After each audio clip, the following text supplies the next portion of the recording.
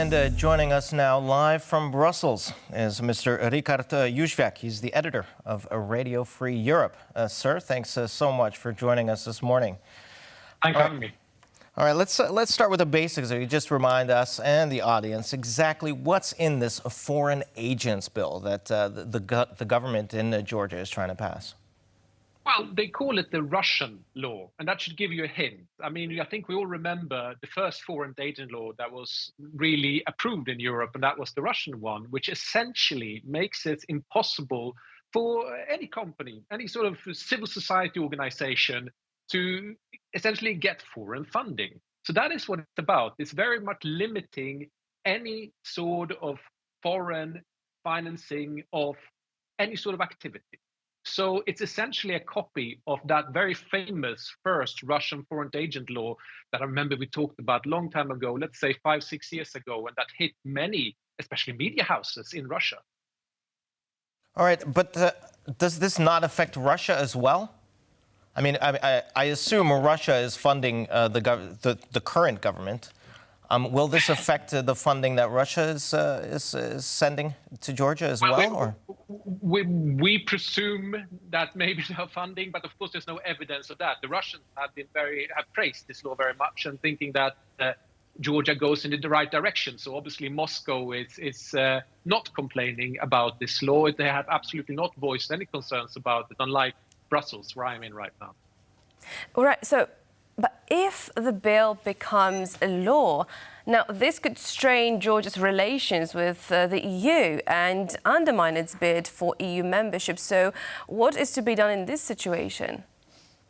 Well, obviously, Georgia is still wanting to become an EU member. You might remember that in December last year, they became an EU candidate status, become an EU candidate country, essentially. So they are bidding to join the European Union and wants to join the European Union at the same pace as Ukraine and Moldova, who are making quite big steps towards the EU, despite what's happening, for example, in Ukraine.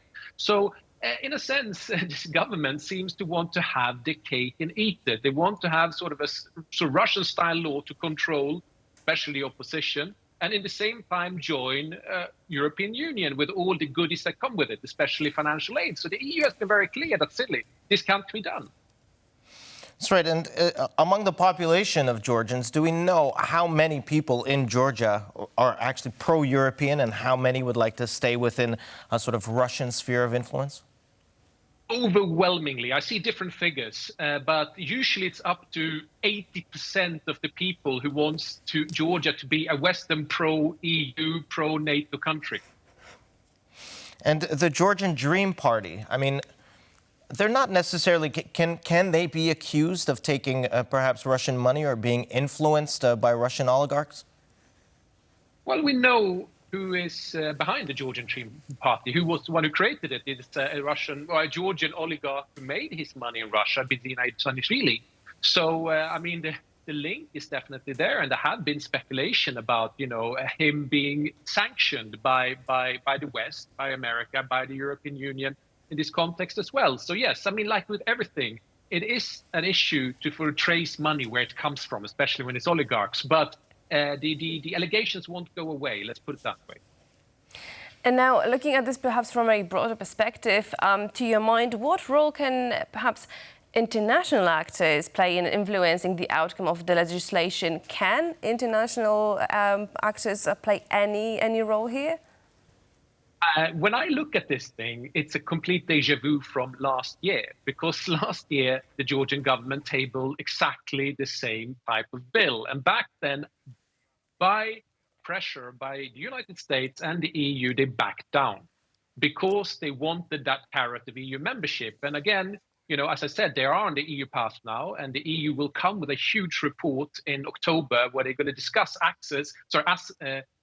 assess how Georgia has done so far, and perhaps even potentially say, let's open negotiations with the EU. So that is a carrot the EU will dangling and saying, listen, if you approve this law, we cannot recommend this.